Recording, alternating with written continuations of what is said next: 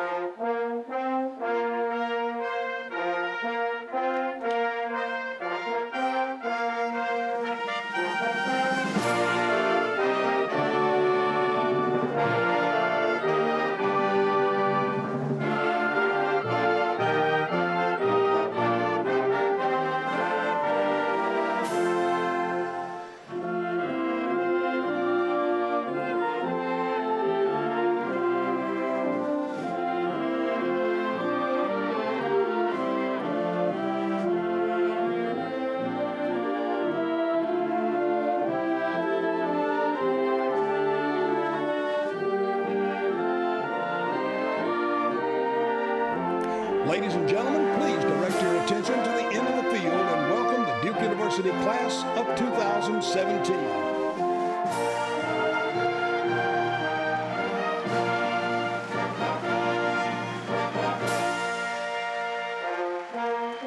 Entering the stadium on the right throughout the processional march are the candidates from the Trinity College of Arts and Sciences.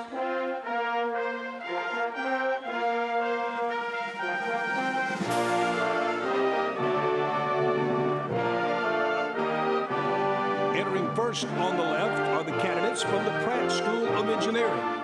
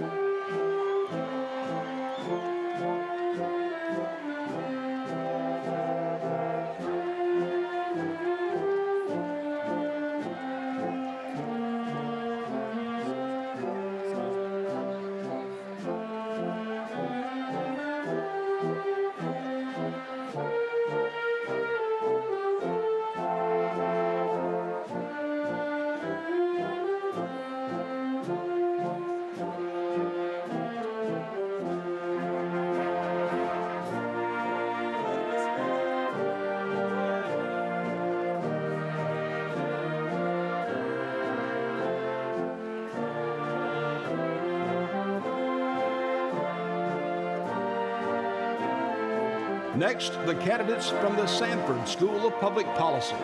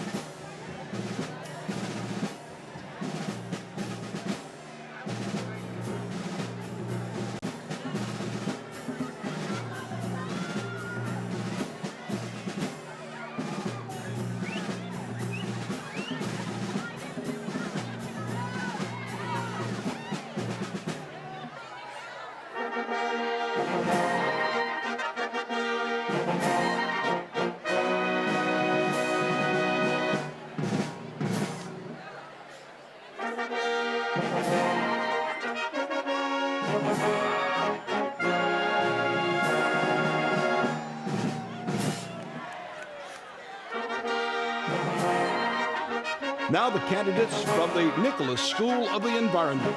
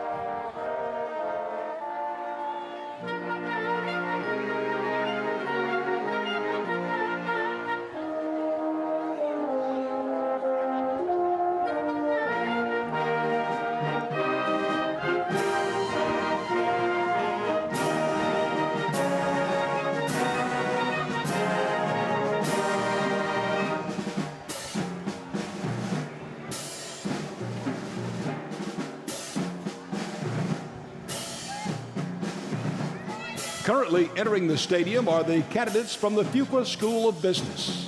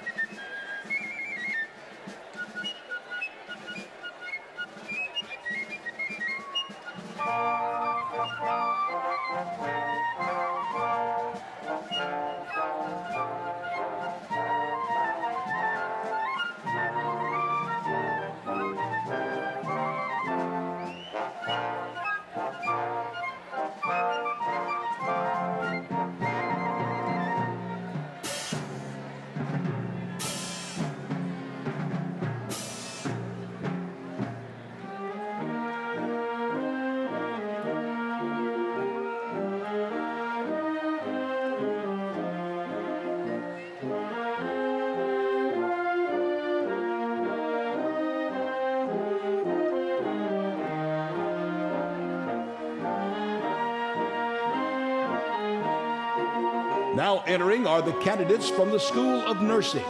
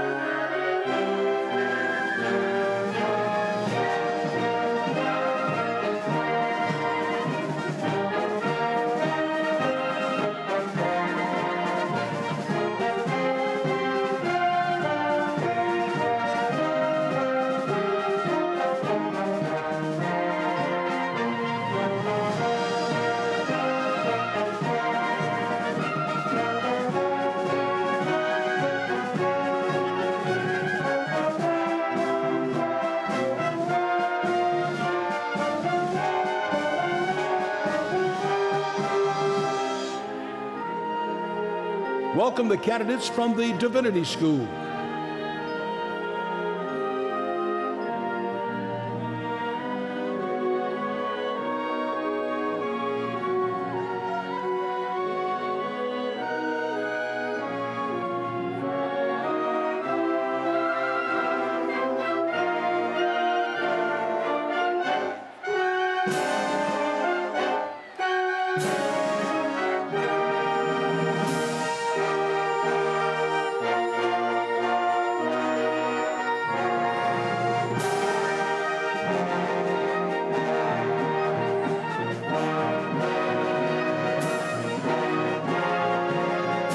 Entering now are the candidates from the School of Law.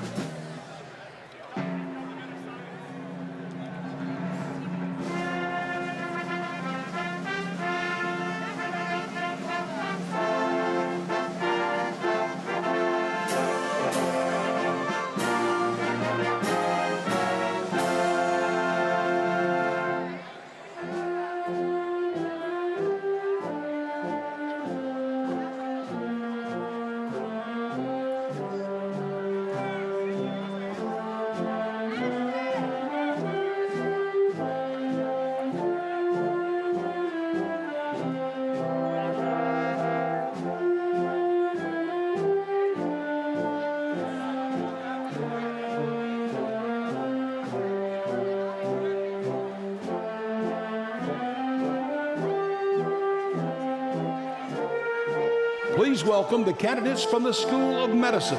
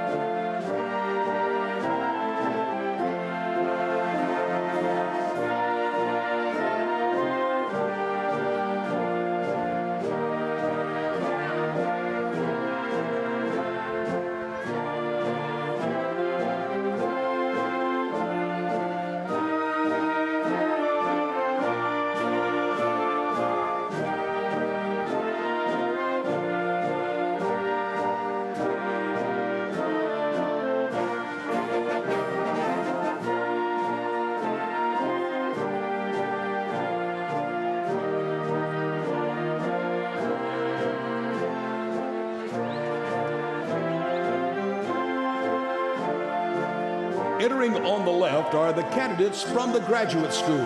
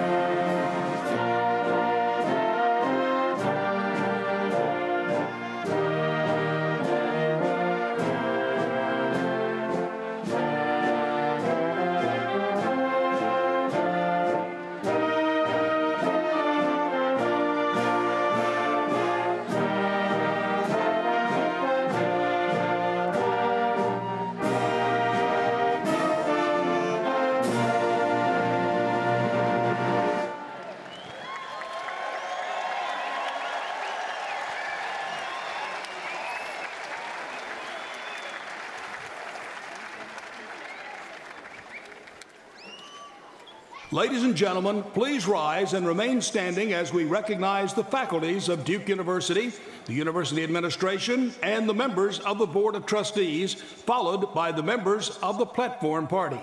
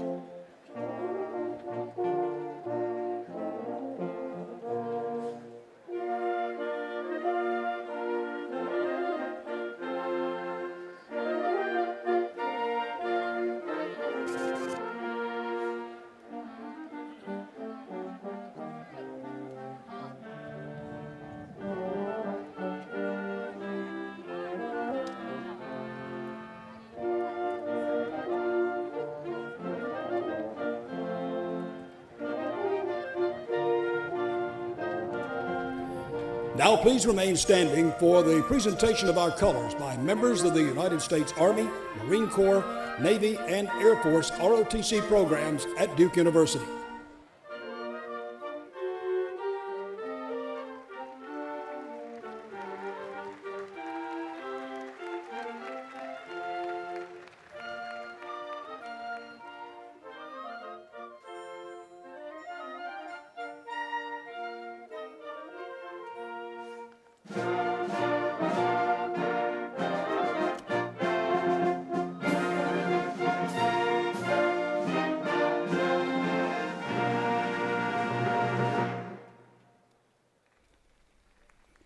Please remain standing for the singing of our national anthem.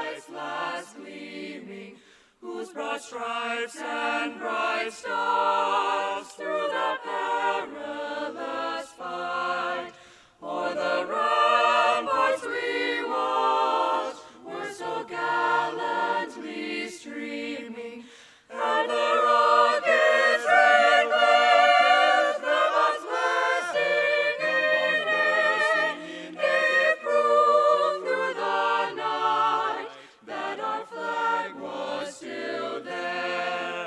Oh, say does that star-spangled banner yet wave o'er the land of the free and the home of the brave.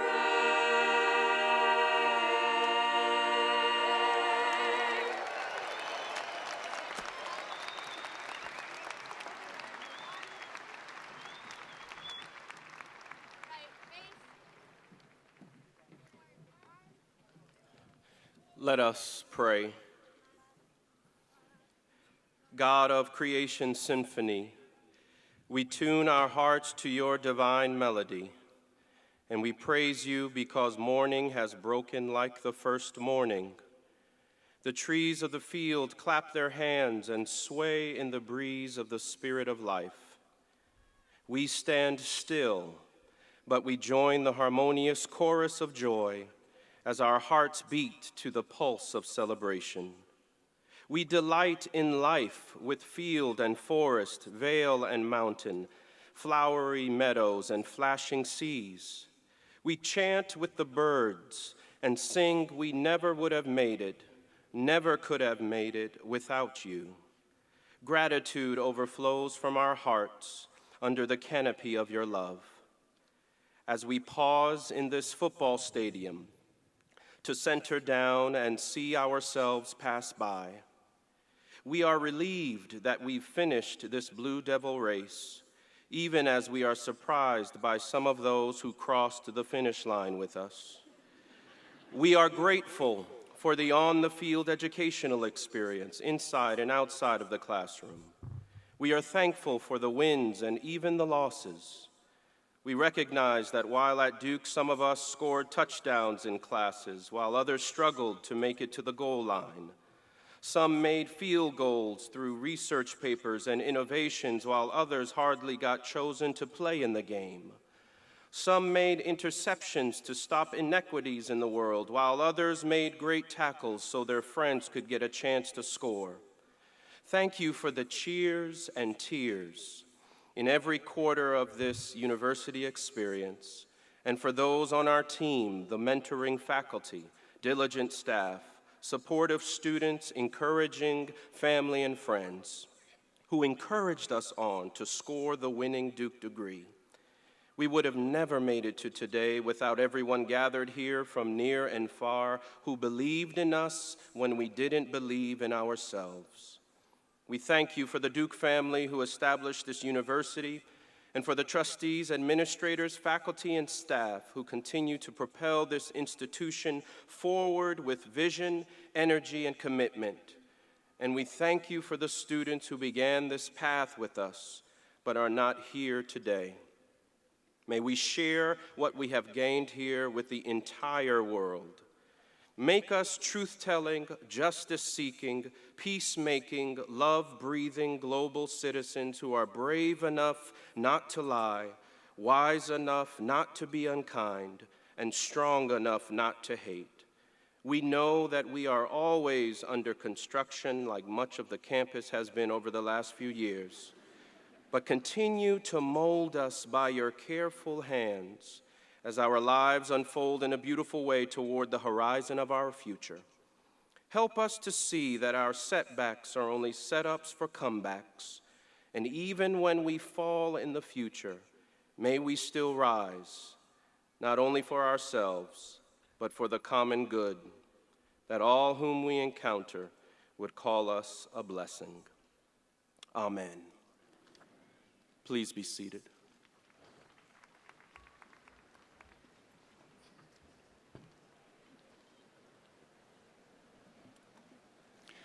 Good morning, class of 2017.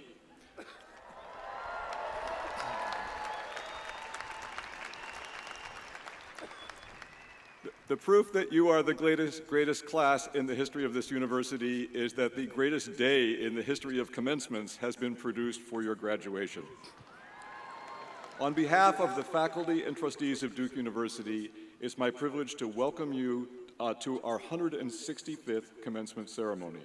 Families and friends from near and far, we're thrilled that you're here to celebrate with these extraordinary graduates.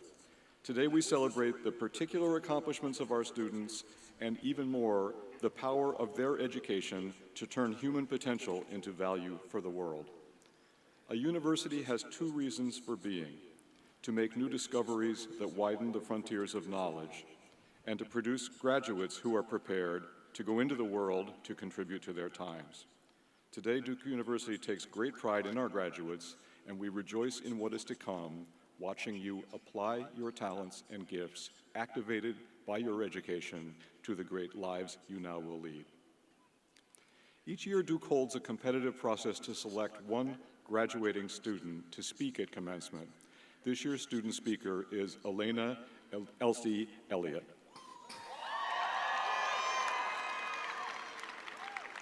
Elena Elliott came to Duke 4 years ago from Dallas, Texas. She graduates today with a Bachelor of Arts degree in Public Policy and a minor in Economics.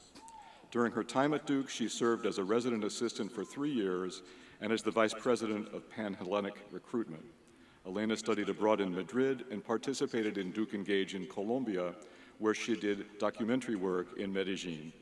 She's dedicated much of her time at Duke to education, working in schools and after-school programs across Durham. And this fall, Elena will begin as a kindergarten instructor with Teach for America in Oakland, California. Elena Elliott.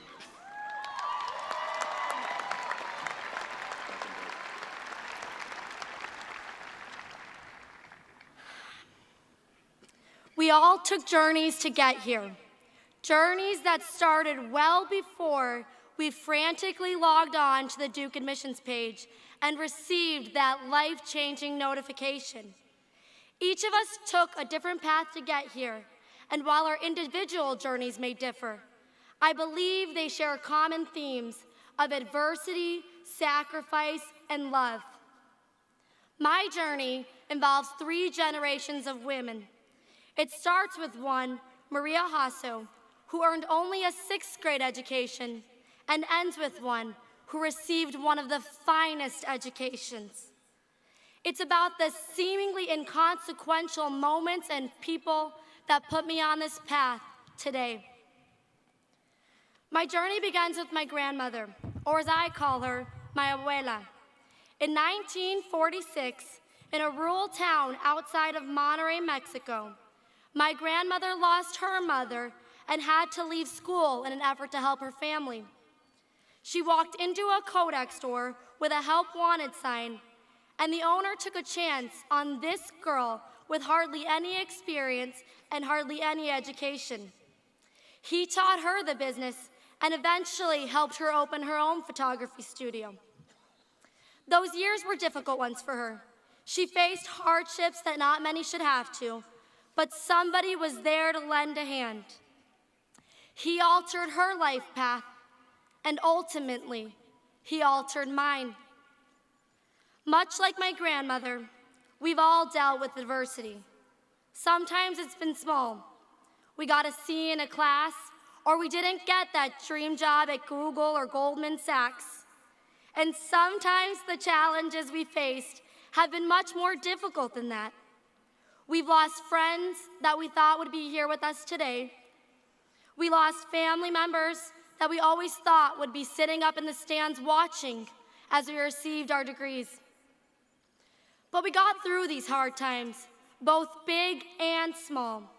We had friends, family, and sometimes professors or RAs that helped us through.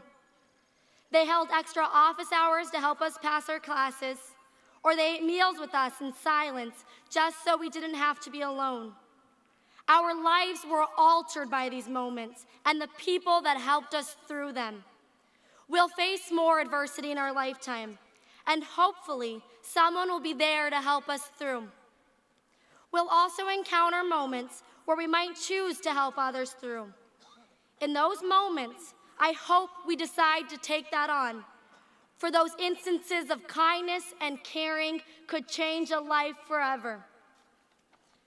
My story picks up again in 1980 when my grandparents made the decision to relocate their family to the United States.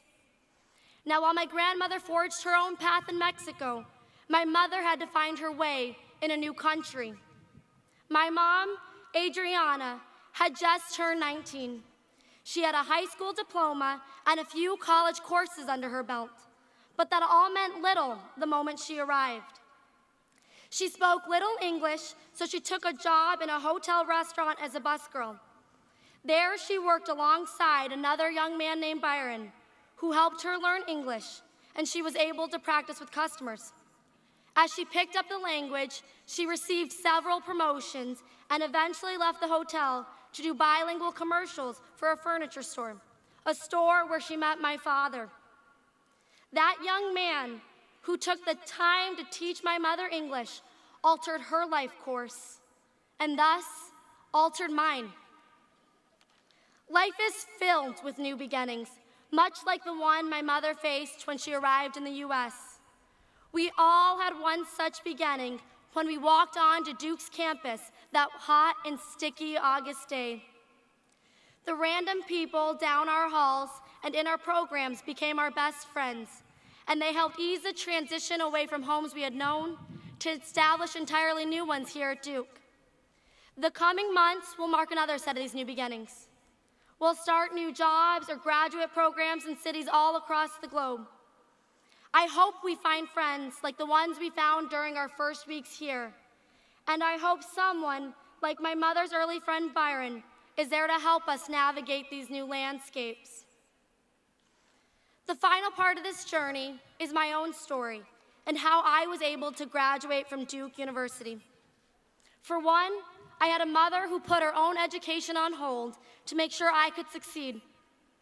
I also had a very loving father, Robert, who worked hard to put a roof over my head and food on the table, all by rushing home from work every night to make sure he could read me a chapter of the newest Harry Potter book.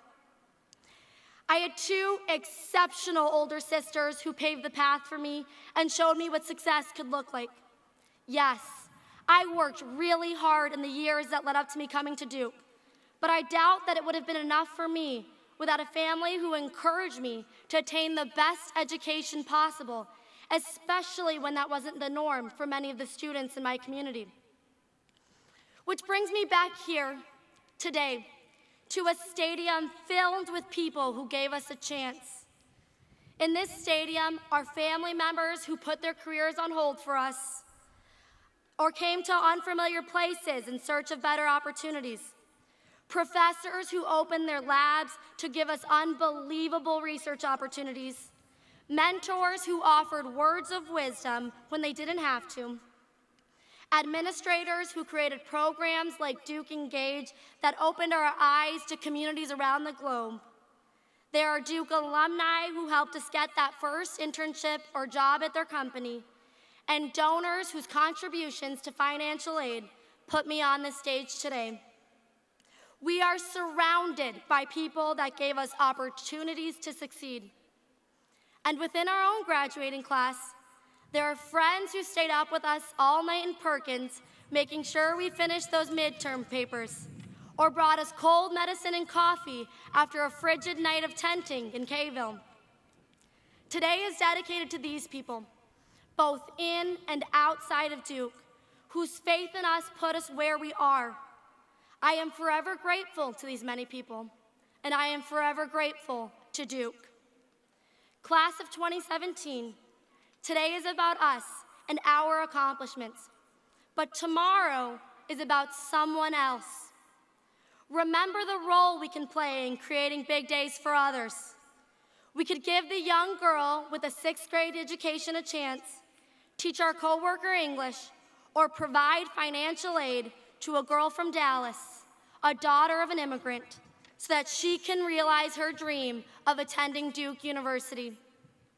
I hope we strive not only to make ourselves successful, but to be part of the stories that make others successful as well.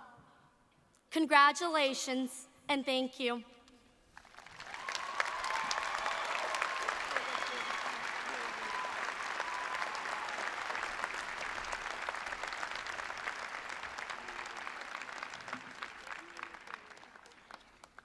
I guess we see why you won the competition. That was fantastic. And I hope you all took notes, but if not, you can watch the video and write it all down. I'm now pleased to call to the podium the chair of the Duke University Board of Trustees, Mr. David Rubenstein. I will tell you more about him a little later.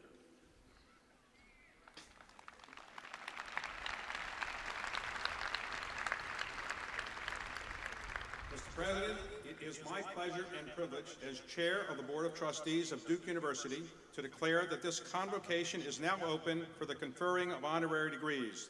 The candidates for honorary degrees have been approved by the faculty of the university and by the Board of Trustees. Each will be accompanied by a faculty sponsor. Duke University awards honorary degrees to signal our regard for the highest accomplishment. The individuals who receive honorary degrees today represent extraordinary achievement across many different fields of human endeavor. We lift them up as inspiring examples, showing our graduates how they might put their own education toward their own personal distinguished purpose. I will now invite Dean Bill Boulding of the Business School to accompany to the podium Clayton Christensen, candidate for the honorary degree of Doctor of Humane Letters.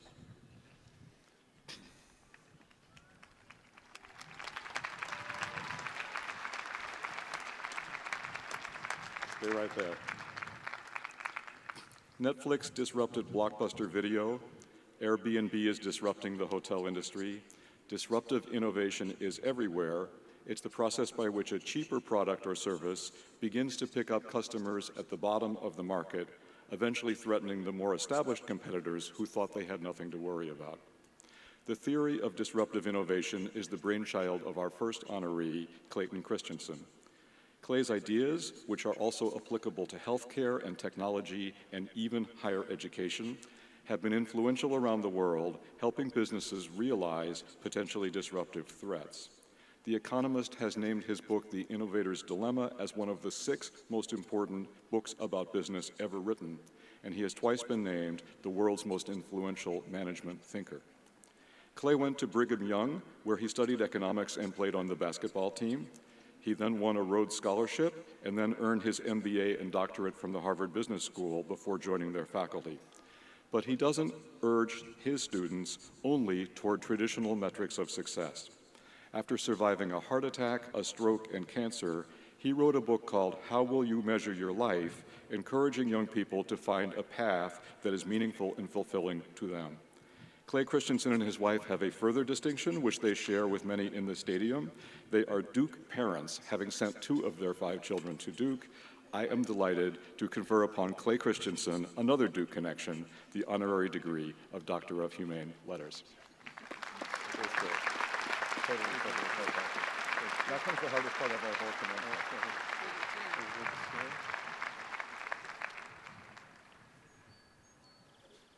Great, fantastic.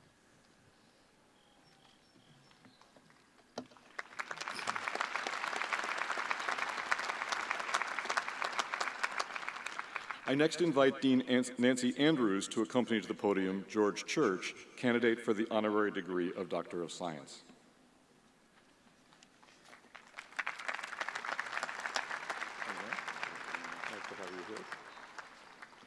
George Church is a geneticist, a biologist, and a molecular engineer who developed much of the DNA sequencing technology we use today. He is extraordinarily inventive and entrepreneurial, as his titles reflect the restless energy he possesses. He's a professor of genetics at Harvard Medical School, professor of health sciences and technology at Harvard and MIT, and the founding director of the Wyss Institute for Biologically Inspired Engineering. George Church is a Duke alumnus who managed to graduate from the undergraduate school at Duke in 2 years with degrees in both zoology and chemistry. He continued in graduate school at Duke and later completed his PhD at Harvard. This is a scientist of tremendous international stature, elected both to the National Academy of Sciences and the National Academy of Engineering. In 2011, Dr. Church received the Bauer Award for Achievement in Science from the Franklin Institute, and he has just been named one of Time magazine's list of the 100 most influential people in the world. George Church is committed to sharing his knowledge. He's a director of personalgenomes.org, which provides the world's only open access information on human genomic data, and he enjoys explaining his ideas in TED Talks and the media. Among his 500 media interviews, he has discussed CRISPR gene editing with Stephen Colbert, on which occasion Colbert said to him, "Are you playing God or just growing his beard?" For your wide intelligence and vision, I am pleased to present George Church with the honorary degree of Doctor of Science. Oh, see? Okay. You were really good at the kneeling part. Yes. Fantastic.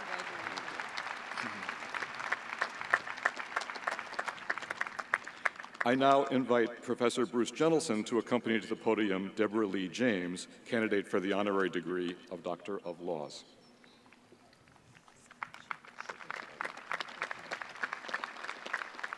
Deborah Lee James is a Duke alumna who has served the last 4 years as the Secretary of the Air Force.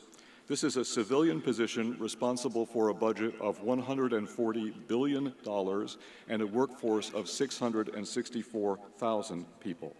She's widely admired for the calm and competent way she has dealt with extraordinary challenges, including in your first weeks in office, a cheating scandal and security breaches with nuclear weapons. I have told the story of Deborah James to students sometimes, not only because of the success she achieved, but of the interesting route she took to get there. At Duke, Debbie majored in what is now called International Comparative Studies. She went on to earn a master's degree in international affairs from Columbia and had her sights set on joining the Foreign Service. So far, so good. Only one problem. Just when she got ready to enter the Foreign Service, all jobs were shut down for several years, and there was no career to be had there. What to do? She didn't despair. She looked around to see how else she might put her talent to use in a different branch of government. In the early Reagan years, that turned out to be in defense, and she rose to become an Assistant Secretary of Defense for Reserve Affairs and deepened her knowledge and expertise in homeland and national security through executive positions in the private sector. Her advice to students, write this down too, be prepared to zigzag because your original idea may not work out.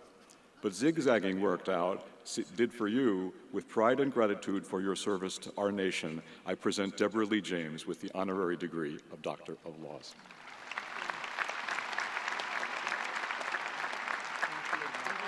Thank you. I will never tire. Thank you. Yeah, thank you so much. I now invite Professor Jim Coleman to accompany to the podium Loretta Lynch, candidate for the honorary degree of Doctor of Laws.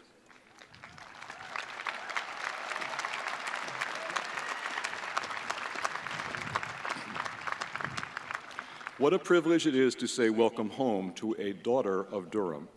Our next honoree, former United States Attorney General Loretta Lynch, grew up in Durham, graduated from Durham High School, where she was one of 3 valedictorians, and where her father, the Reverend Lorenzo Lynch, was the longtime pastor of the White Rock Missionary Baptist Church. As the 83rd Attorney General in our nation's history, she has been only the 2nd woman and the first African American woman to hold that position. From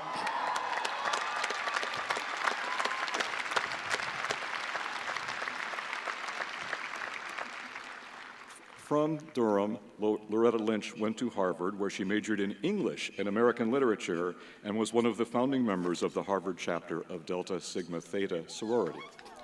She then went on to Harvard Law School, and along the way acquired a reputation for being a serious thinker and incredibly hard worker, soft-spoken but with a steely spine. After trying private practice, she served twice as U.S. Attorney for the Eastern District of New York, prosecuting federal cases involving narcotics, violent crimes, and public corruption. As this nation's top law enforcement officer, Loretta Lynch drew an unmistakable line from the civil rights era to the civil rights issues of our day. In her last speech as Attorney General, delivered in the 16th Street Baptist Church in Birmingham, Alabama, she said this: 200 years ago, we decided what kind of a country we want to be, and every generation must commit to those values and work to make them real for the challenges of their time. Loretta Lynch, Duke, and the City of Durham take pride in your commitment to these values, and in admiration, I am honored to present you with the degree of Honorary Doctor of Laws.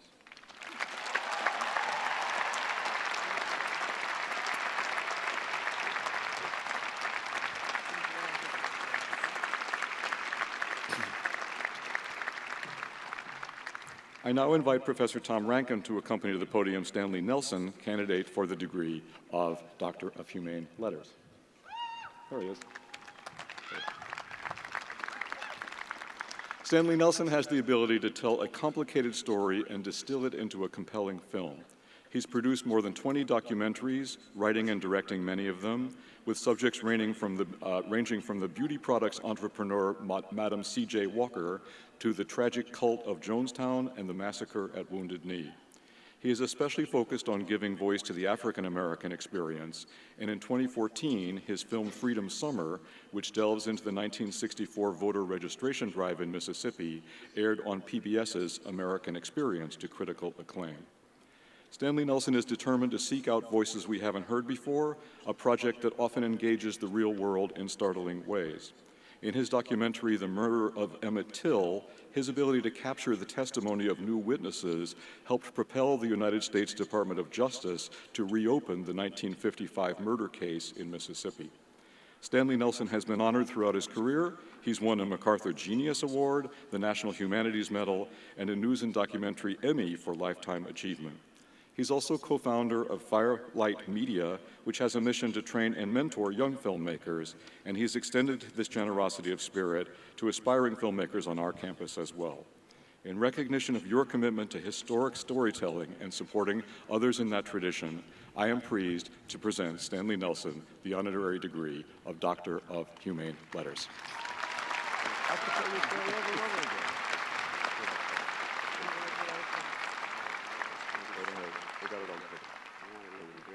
Take a bow. Thank you.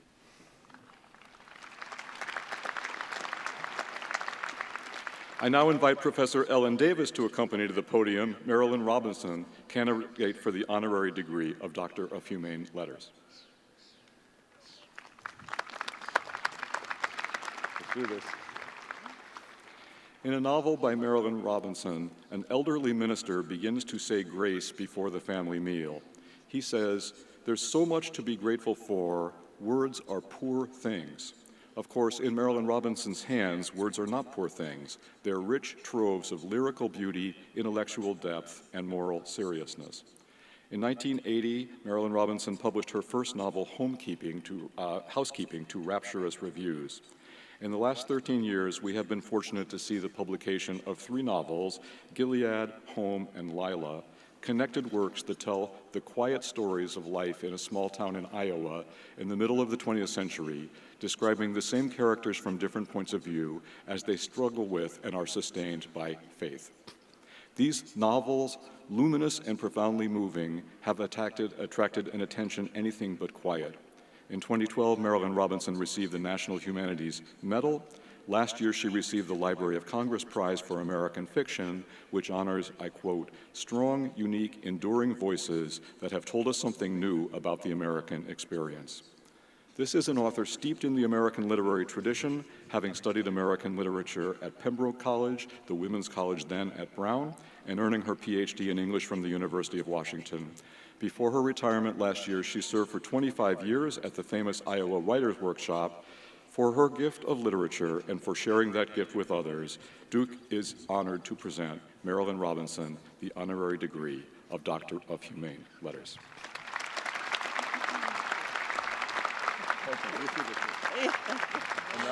And now this, and now give him a little bow. There we go.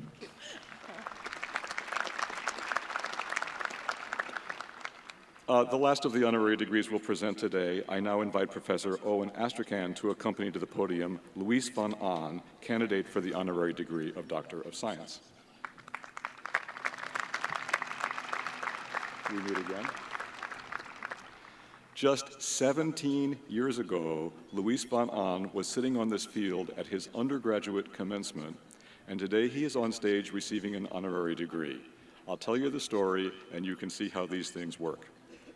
Luis was a math major at Duke, but he was drawn to computer science, and after graduation, he went to Carnegie Mellon to pursue a PhD.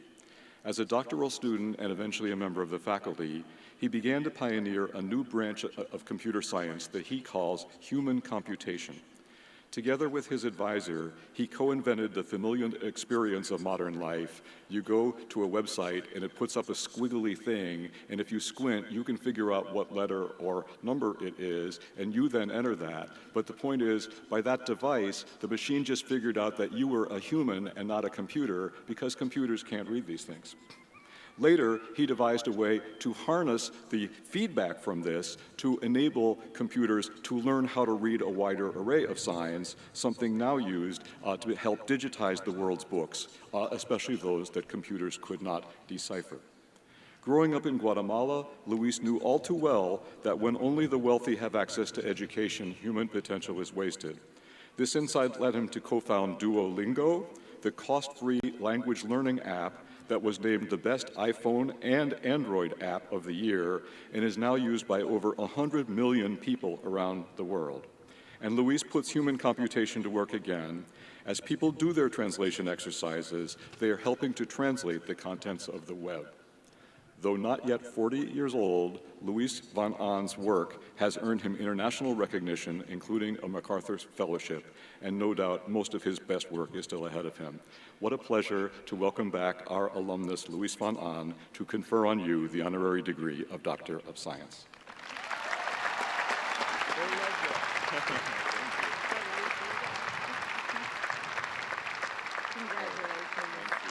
Give a bow, give a bow.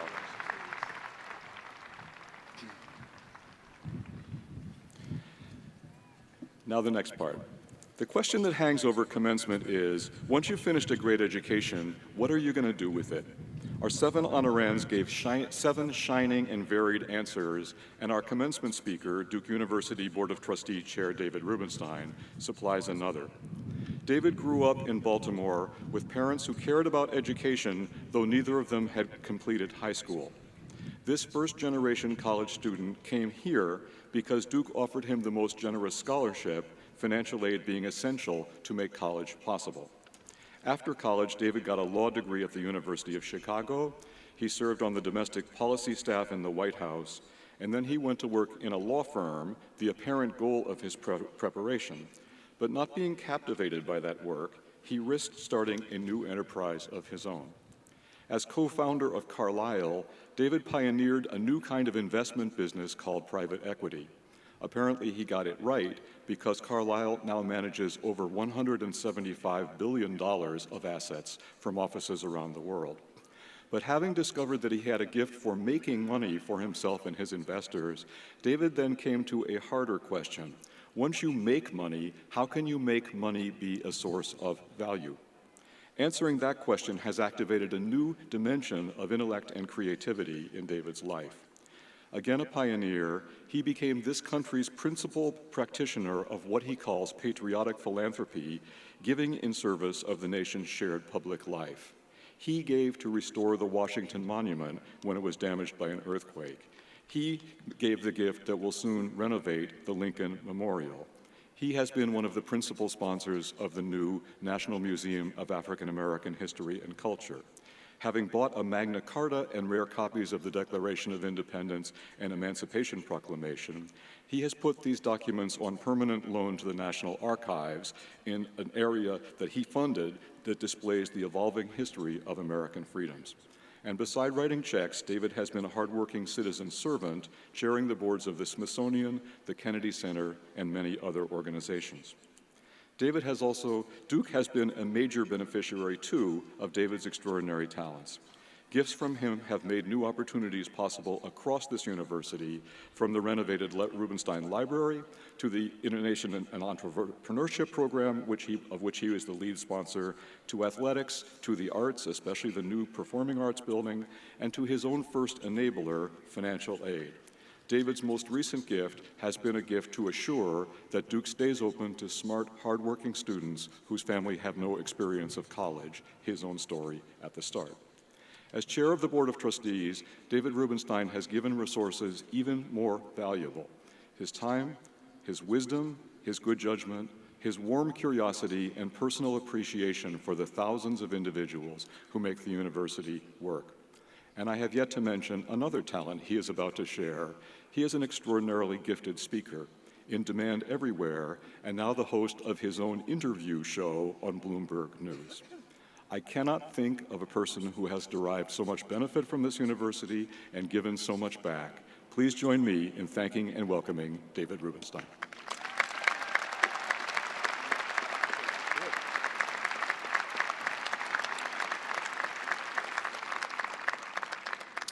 Please lower your expectations. I'm not that good a speaker. I assume all of you are feeling a little bit cheated because you felt that you should have as your graduation speaker Oprah or a Nobel Prize winner or Coach K. Well, to be honest, I felt a little cheated myself with the selection this year. I am finishing up my term as chairman of the board, and after 4 years, I wanted to sit back and listen to somebody who would be far more interesting and far more enjoyable and far more inspiring than I'm going to be. So I feel a little cheated as well, but let me explain to you how the decision was made. I've made a few speeches in the outdoors over the years, and it seems that every time that happens, the sun shines.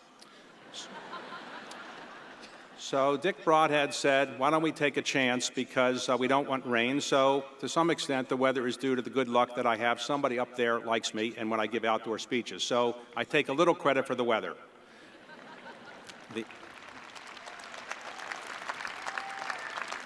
The second factor, really, is that there was a letter that came from James B. Duke, our founder, to Dick Broadhead not long ago, and saying to Dick Broadhead, the chairman of your board, to be honest, has done nothing over the last 4 years of any consequence. Make him do something before he retires as chairman of the board. Make him give the commencement speech. So that's how I was selected, I think. Some of you may wonder, what exactly does a board chair do? And how does one get to be a board chair? And I've wondered those questions myself many times. What does a board chair actually do? Well, let me tell you what the board chair actually does. Anything good that happens at the university, he takes credit for it. Anything that doesn't work well, he looks for somebody else to blame. Now, I got that technique from Washington, D.C., where I live. People always do that there.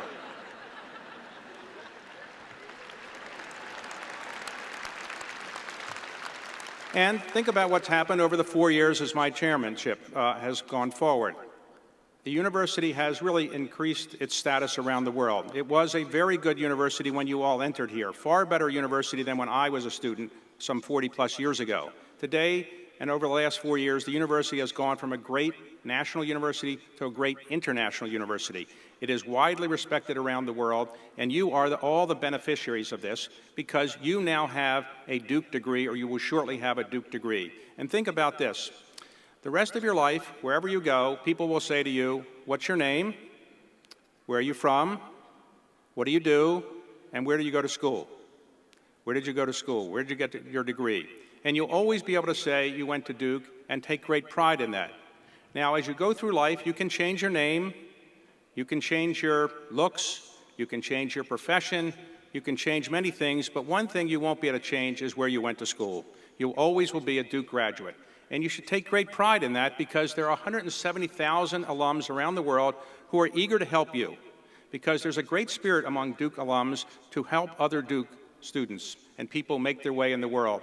So always take great pride in the fact that you are a Duke graduate. And you should always feel that you earned this degree, you worked hard to get it, and you're now part of an elite group of people who benefit from having a Duke education. Now, the truth is, I really had nothing to do with the enhanced status. The enhanced status of the Duke degree over the last 4 years is due to many different people. It's due to the faculty, the administrators, it's due to you, it's due to the alumni, it's due to the parents, it's due to the donors, it's due to many different people. I honestly had very little, if anything, to do with it. But over the past 4 years, and really over the past 13 years, the great leader of this university, Dick Broadhead, has been the guiding force that made this university's degree worth so much more than before.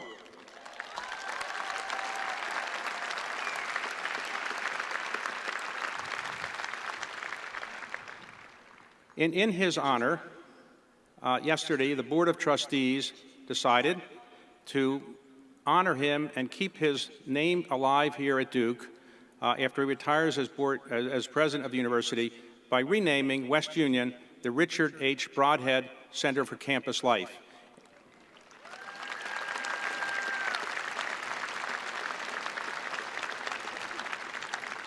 Over the years, I've met many university presidents, and I have worked with many of them, but I have never met a university president who is as hardworking, as smart, as articulate as Dick Broadhead, and all of you are the beneficiaries of this extraordinarily talented person. The university will certainly miss him, and it is my honor to say on behalf of the Board of Trustees, it's a great pleasure to have worked with you, Dick, and I hope that you will, whatever you decide to do later, keep Duke in your mind and always return. You'll always have a willing and receptive audience back at Duke. We love what you've done at Duke. Thank you very much, Dick. Thank you.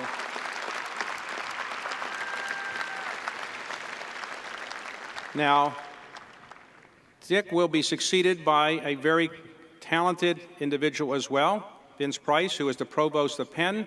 He has been the provost for 8 years and will do an extraordinary job, but he has very, very large shoes to fill. My shoes are much smaller to fill, and I will be succeeded by somebody far more talented, Jack Bovender. Jack Bovender is right there. Jack is the vice chairman of the board. Jack was the former CEO of HCA, the largest hospital company in America. He's also the person who led the search for the new president. And Jack, I have no doubt you do a terrific job leading the university. Congratulations on this position you're going to assume.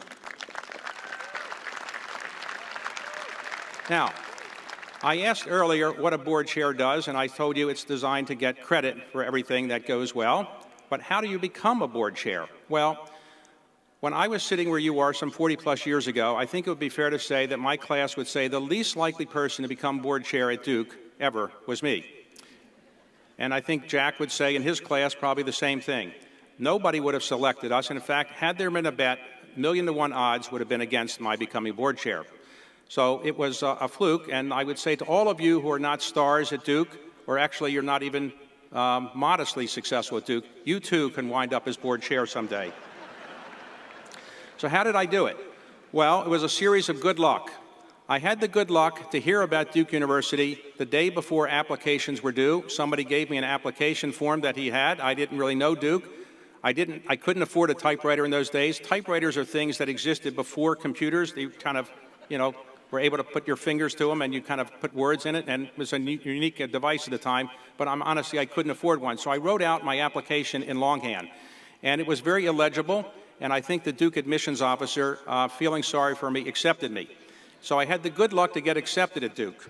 I had the good luck to get a job at Duke, working in the library, and to get financial aid to enable me to come here. I had the good luck to go to law school and practice law and be told by people when I was practicing law, "You're not a very good lawyer, get out of the practice of law." I had the good luck to work for somebody who was running for President of the United States, and he dropped out after 30 days, so I didn't have to worry about that campaign. I had the good luck to get involved with another person running for president, and he did win, and I work in the White House. I managed to get inflation to 19%. Nobody's done that since. But I had the good luck to lose the election with him, and so I had to go out and find a job again. And I had the good luck to practice law once again with people who also told me, "You're not a very good lawyer, get out of the practice of law." And I did. I had the good luck to start a financial investment firm, and that financial investment firm, I had the good luck to pick people who actually knew something about investing, and the result is the firm did pretty well. And therefore, I had the good luck later to realize that making a lot of money, while it seemed pleasurable and interesting at the time, really wasn't as good a thing as I had once thought. Well, there's no doubt a great benefit to making money. I thought I had the good luck to realize that giving it away in a sensible, intelligent way was a much more meaningful way to lead my life. And so I had the good fortune to learn that before I was too old to do something about it. And I realized how important it was because I had the good luck to have a mother who told me this. When I was building my firm, she would never call me to say, "Well, congratulations on buying a new company, congratulations on selling a company at profit, congratulations on taking your own company public." She probably read about it, but she never actually said that was a great thing. When I started giving away money and doing things to give back to society, she started calling me all the time and said, "You're actually doing something useful with your life." And so I had the good luck to have a mother who knew the real values of life, and that was one of the greatest lucks of my life. Now, one of the other great lucks of my life was that when I was at Duke, there was a math requirement, and I didn't want to take a math course. But fortunately, in those days, there was a course in logic, and that somehow fulfilled the math requirement. And so I took the course in logic. I don't know if any of you have the same dilemma, taking math courses. And in that logic course, I learned a lot about codes and how to decipher codes and use logic. And I want to tell you today what I've learned as a result of my course in logic. And I'm going to give to you today the code, what I call the Da Vinci Code of being a Duke graduate. Now, this is only for Duke graduates. So please, all of you who are not Duke graduates, do not listen to this part. This is only reserved for Duke graduates. Or if you do listen, make sure you don't tell anybody. Let me tell you what it means. Now, we have used in basketball and football and other athletic events a phrase called "Go Duke." Some of you have heard of it. Now, sometimes it's said in conjunction with a reference to another school 8 miles to the south. And given the dignity of this event and the fact that the dean of the Vinny School is here, I won't mention what that phrase is, but can any of you remember what it is? Go to, right. Well, let me skip that part and just focus on what Go Duke really means. G actually stands for gratitude. Now today, it's very easy for all of you to say thank you to your parents, to your guardians, to your grandparents, to your siblings for helping you get through this time at Duke. But doing that today or tomorrow really doesn't punch the gratitude ticket.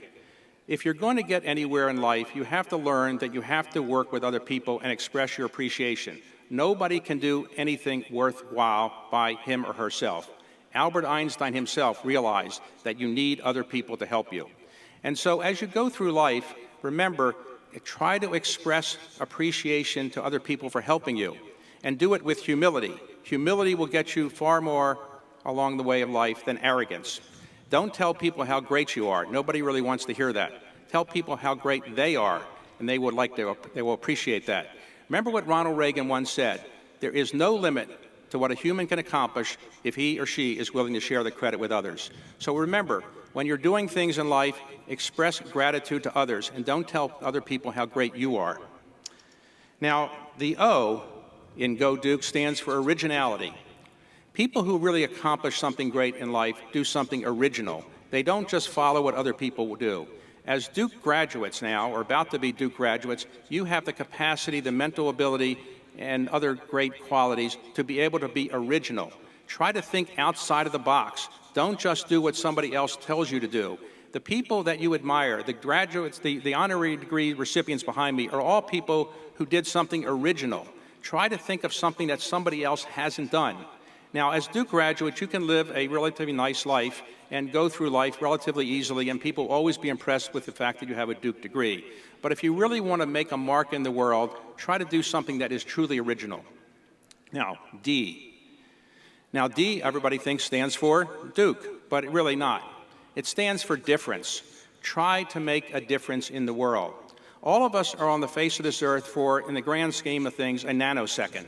Humans have been on the face of the earth for a few million years. We will be on the earth for 70, 80, 90, 100 years, maybe something slightly longer than that. But it's a nanosecond in the grand span of life. And you have a chance to go through life very comfortably, taking the path of least resistance and really not doing anything that makes a mark in the world. But if you want to make a mark in the world, do something that really is different. Try to make a difference. Try to give back to society. As Duke degree recipients, you have a responsibility, in my view, to make a difference in the world. So cherish this responsibility. Accept this responsibility. Be proud of this responsibility. You stand in the docket of history, and you can make history. But you have to be willing to make a difference and try, whatever you do, to make a difference in your society, your community, in your country. Try to make the world a slightly better place than you inherited.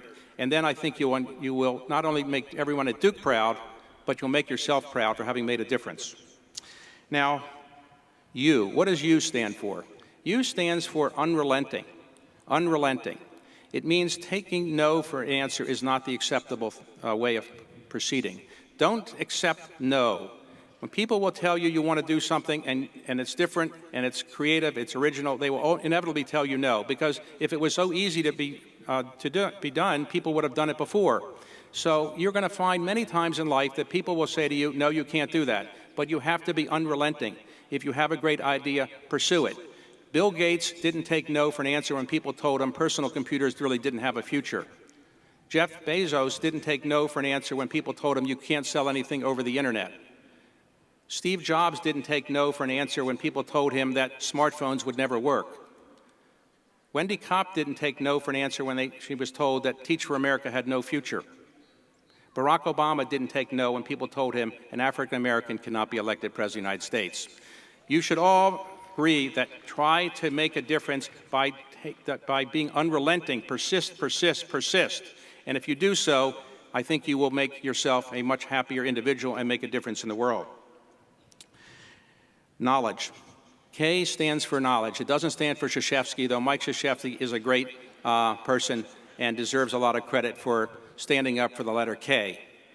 But the truth is, knowledge is something that's very important. All of you are about to get degrees. Some of you are going to get 2 degrees. Some of you may ultimately earn 3 degrees. Having a degree is just the beginning of knowledge. If you think by having a degree that you have knowledge, you are in very bad shape. Your brain is a muscle, and it has to be continuously exercised. And if you stop exercising it at the time you graduate, you will accomplish virtually nothing in life. It is hard to believe, but this is true. 30% of college graduates never read another book in their entire life. That's because these people think when they had a college degree, that's all they have to do. They don't have to do anything else to exercise their brain.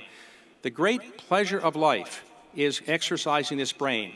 So today, you can celebrate perhaps your degree. Maybe you don't have to read a book today, but try to keep reading, try to keep learning, exercising your brain. One of the great pleasures of my life is reading. I now try to read 100 books a year. And I think by doing that, I have made myself a much better person than when I graduated from Duke.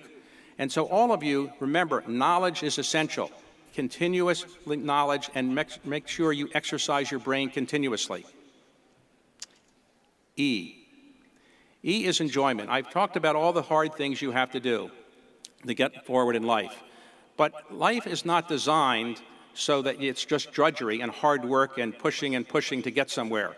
You have to enjoy life. Surely God did not put us here to suffer. He put us here to enjoy life. And there's nothing better than enjoying life. Now, as Thomas Jefferson called it, the pursuit of happiness. If you can pursue happiness without hurting yourself, without hurting others, nothing can be more pleasurable. You should enjoy life, but how do you enjoy life? Well, all of you are not going to do what you enjoy right away. It took me many years to figure out what I enjoyed in life. I was 37 before I started my company, so I spent many years doing things that I didn't really enjoy and wasn't very good at. Experiment, try many different things, but you have to enjoy what you're doing. Nobody ever won a Nobel Prize hating what they're doing. If you're going to accomplish something in life that's of note, you have to enjoy it. So experiment, find many different things that you ultimately think will make you enjoy life. And if you enjoy what you're doing, you can accomplish great things. Now, I was given a degree at Duke many years ago. In those days, the degree was handed out at Cameron Indoor Stadium. It was hot as hell, no air conditioning, and I really couldn't remember who the speaker was. I couldn't remember when he was speaking who he was. I can't remember a single thing he said. 50 years later, I don't remember what he said. I didn't remember what he said 50 minutes after he said it. I've tried to use a little mnemonic device so that you will remember what I said at least maybe 50 minutes. And Go Duke, it really stands for gratitude, originality, difference, unrelenting, knowledge, and enjoyment. Try to remember that. Those qualities are the Da Vinci Code of being a Duke graduate. Now, there is one other part of this I would like to have you remember. The first three letters of Go Duke are G-O-D. And it's my theory that God looks favorably upon Duke graduates. Now, I can't prove that. Nor can the Divinity School, but why would you want to take a chance that I'm wrong? So, in my view, all Duke graduates are God's new chosen people, and you should feel that you are specially selected, and you have a great deal of responsibility because God is looking down favorably upon you. Just think of the weather He gave for your graduation today. Now, of course, you can't just rely on God.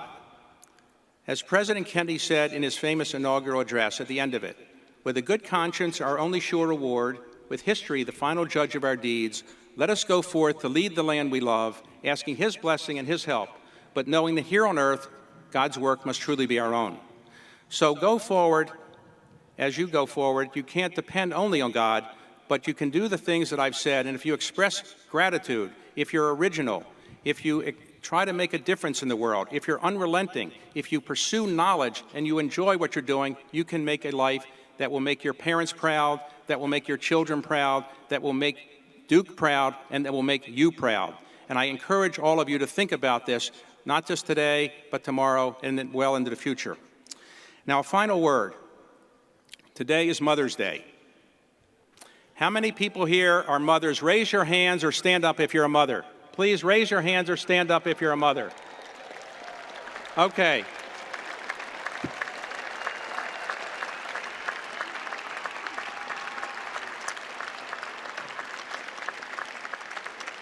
You have done a great service to humanity by bringing people onto the face of this earth and raising them well, and particularly if they're Duke graduates. Very important contribution to society. I had intended to have my mother come here to hear my speech today because as I was finishing the term as chairman of the board, I told my mother to come. This would be the last time I'll be on this platform. And she said, okay, who is the commencement speaker? And I explained it, and she says, oh, I was hoping for Oprah. Sadly, a few weeks ago, she passed away. And she was not here to see me give this speech. But I've given it in her memory and in her honor because I recognize that she taught me the value of giving back to society, and she was never so pleased as when I gave back to society. And I really want to rededicate my own life to giving back to society and giving back to our country. And one of the ways I plan to do so is to give back to something that I think is very important to our country, and that is Duke. I think Duke is an important national treasure, and those of us who can support Duke and give your time, your energy, your ideas are doing something that I think really helps our country and really helps humanity, because I think if Duke does well, the United States does well, indeed the whole world does well. So that's what I intend to do to honor my mother, and I hope all of you who have mothers and are blessed to be able to have them with you today. Cherish them. And those of you whose mothers are not here today, I hope you call them. It's a rare privilege to be able to call your mother. It's a privilege I no longer have. But I hope all of you who also no longer have that privilege will do things to honor your mother and to live a life that makes your mother proud of what you're doing. Thank you. Godspeed.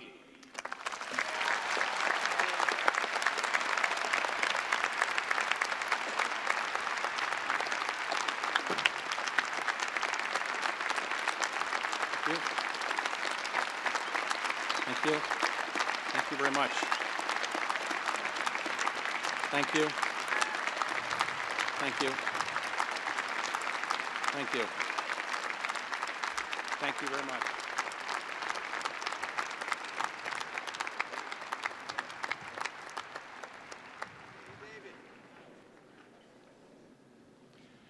For 13 years I've been president, and at last I learned what Go Duke stood for.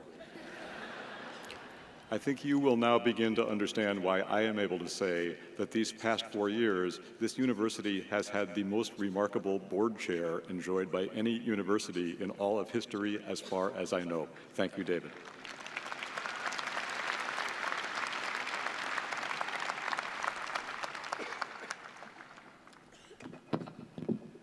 Mr. President, as Chief Academic Officer of the university, I have the honor of declaring this convocation now open for the awarding of earned degrees. As they are called, I invite the deans of the schools and the college to present the candidate and their degree marshals. I now call upon Paula McLean, Dean of the Graduate School.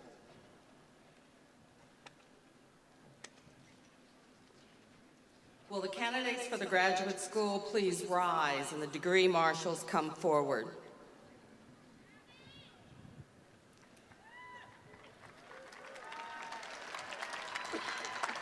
Mr. President, I am honored to present the theoretically grounded and analytically sophisticated women and men of the graduate school who have been approved by the faculty as having completed all requirements for the degrees of Doctor of Philosophy, our highest academic honor, Doctor of Philosophy in German Studies, Master of Arts in German Studies, Master of Arts in Teaching, Master of Fine Arts, and Master of Science, and whose names appear in the printed program.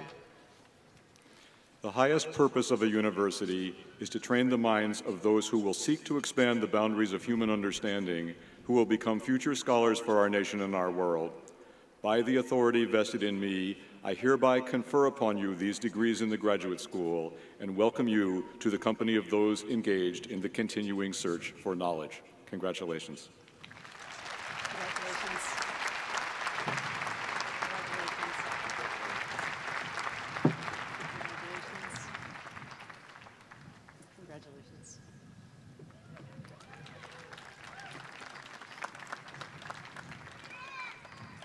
Graduates, please be seated. I now call on Nancy Andrews, Dean of the School of Medicine.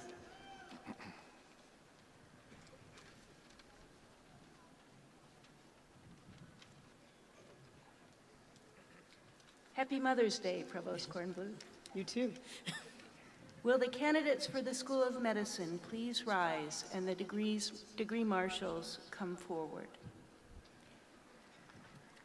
Mr. President, I have the honor to present the dedicated women and men from the School of Medicine who have been approved by the faculty as having completed all requirements for the degrees of Doctor of Medicine, Doctor of Physical Therapy, Master of Biomedical Sciences, Master of Biostatistics, Master of Health Sciences, Master of Health Sciences in Clinical Leadership, Master of Health Sciences in Clinical Research, and Master of Management in Clinical Informatics, and whose names appear in the printed program.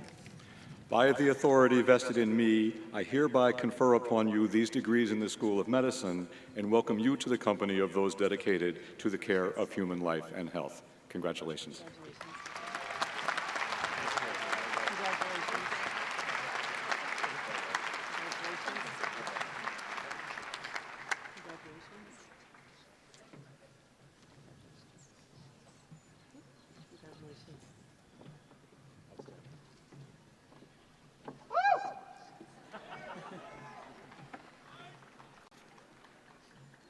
would like to also acknowledge the leadership and contribution of Dean Nancy Andrews, who is stepping down this year after 10 years of distinguished service as the Dean of the School of Medicine. Thank you, Nancy.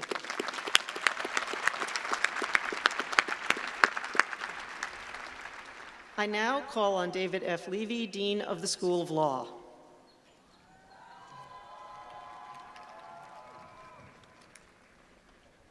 Will the candidates for the School of Law please rise and the degree marshals come forward?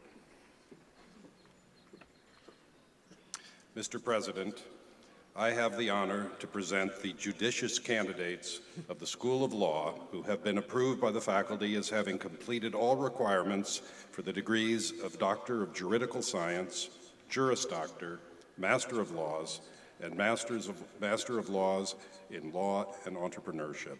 Their names appear in the printed program.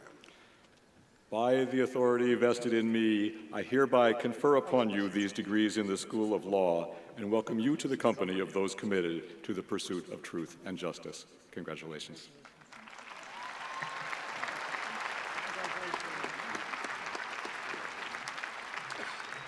Graduates, please be seated. I now call on Elaine Heath, Dean of the Divinity School.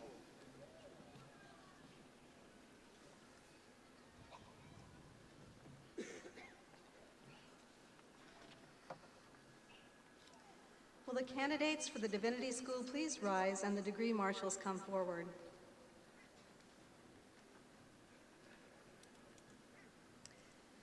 Mr. President, I have the honor to present the spirited candidates of the Divinity School who have been approved by the faculty as having completed all requirements for the degrees of Doctor of Ministry, Doctor of Theology, Master of Arts in Christian Practice, Master of Arts in Christian Studies, Master of Divinity, Master of Theological Studies, and Master of Theology, and whose names appear in the printed program. By the authority vested in me, I hereby confer upon you these degrees in the Divinity School and salute you as you embark on your vocations in service to your high calling.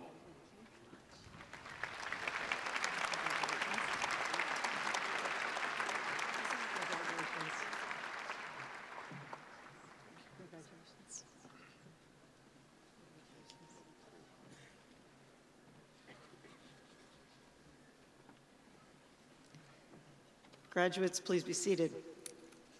I now call on Marion Broom, Dean of the School of Nursing.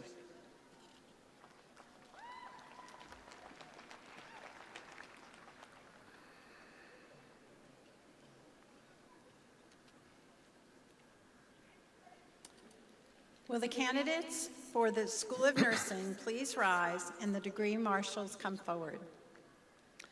Mr. President, I have the honor to present the exceptional candidates of the School of Nursing who have been approved by their faculty as having completed all the requirements for the degrees of Doctor of Nursing Practice, Master of Science in Nursing, and Bachelor of Science in Nursing, and whose names appear in the printed program.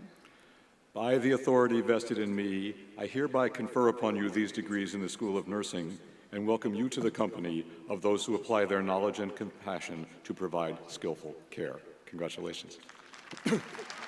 Graduates, please be seated.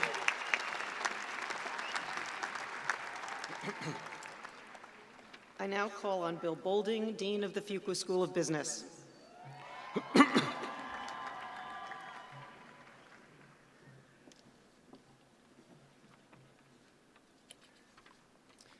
Will the candidates for the Fuqua School of Business please rise and the degree marshals come forward? Mr. President, I have the honor to present the industrious candidates of the Fuqua School of Business who've been approved by the faculty as having completed all requirements for the degrees of Master of Business Administration and Master of Management Studies, and whose names appear in the printed program.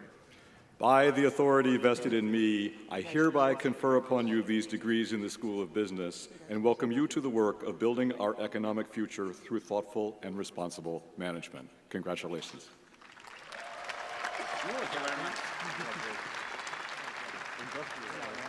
Graduates, please be seated. I now call on Jeffrey Vincent, Dean of the Nicholas School of the Environment.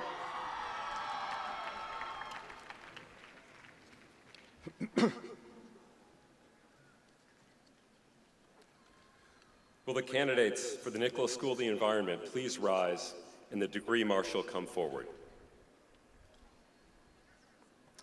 Mr. President, I have the honor to present the resourceful men and women of the Nicholas School of the Environment who've been approved by the faculty as having completed all requirements for the degrees of Master of Environmental Management and Master of Forestry, and whose names appear in the printed program. By the authority vested in me, I hereby confer upon you these degrees in the Nicholas School of the Environment and welcome you to the work of understanding and protecting the natural world. Congratulations. Graduates, please be seated. I now call upon Kelly Brownell, Dean of the Sanford School of Public Policy.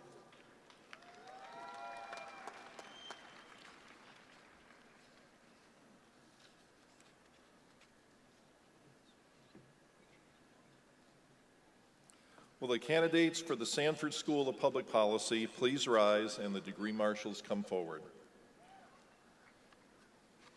Mr. President, I have the honor to present the innovative and impactful candidates of the Sanford School of Public Policy who have been approved by the faculty as having completed all requirements for the degrees of Master of International Development Policy and Master of Public Policy, and whose names appear in the printed program.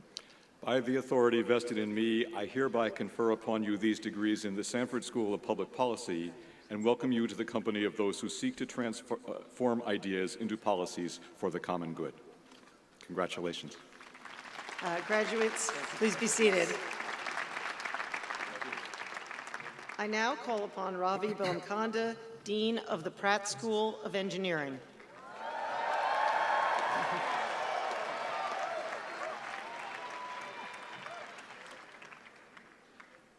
Will the candidates for the Pratt School of Engineering please rise and the degree marshals come forward?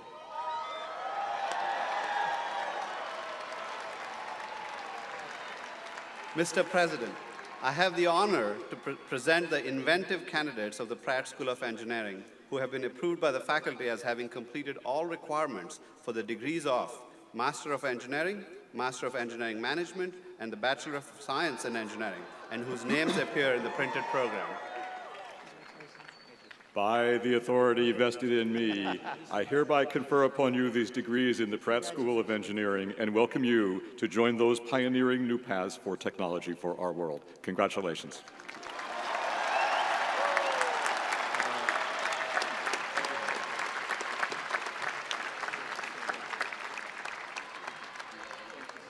Graduates, please be seated. Last, but not least, I call on Valerie Ashby, Dean of the Trinity College of Arts and Sciences.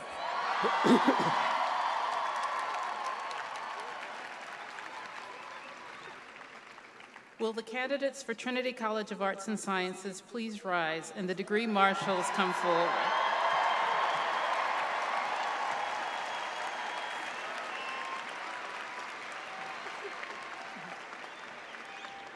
Mr. President, I have the honor to present the exceptionally talented candidates of Trinity College who have been approved by the faculty and as having completed all requirements for the degrees of Bachelor of Arts and Bachelor of Science, and whose names appear in the printed program. By the authority vested in me, I hereby confer upon you these degrees in Trinity College of Arts and Sciences and welcome you to put your education in service to the world. Congratulations.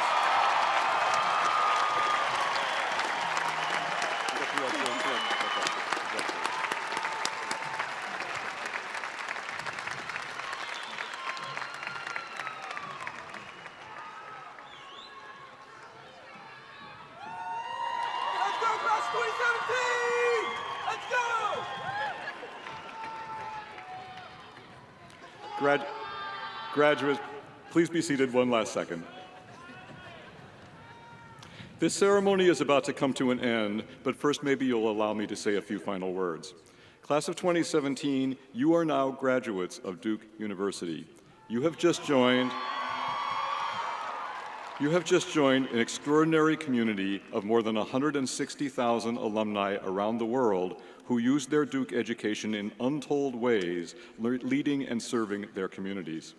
I charge you to find the particular way you can deliver the measure of your talents and your Duke education to the world. I'd like to thank the Duke faculty for their work in teaching, training, advising, and mentoring our graduates. Thank you also to the staff who have created a home for these students and supported them along the way. I'm grateful for the partnership of this whole community in creating Duke's vibrant intellectual culture. To parents, families, and friends, thank you for sharing in the joy and celebration of this day, and even more, thank you for sharing your children with us. We are grateful for your support in their education, and as today is Mother's Day, I'll lend my acknowledgement to the gratitude we feel to families. My thank you to the staff and volunteers who helped arrange this beautiful event. And last, Class of 2017, you have enriched our university community with your ideas, your energy, your determination, and your spirit. It has been my privilege to serve as this university's president. Congratulations to you all.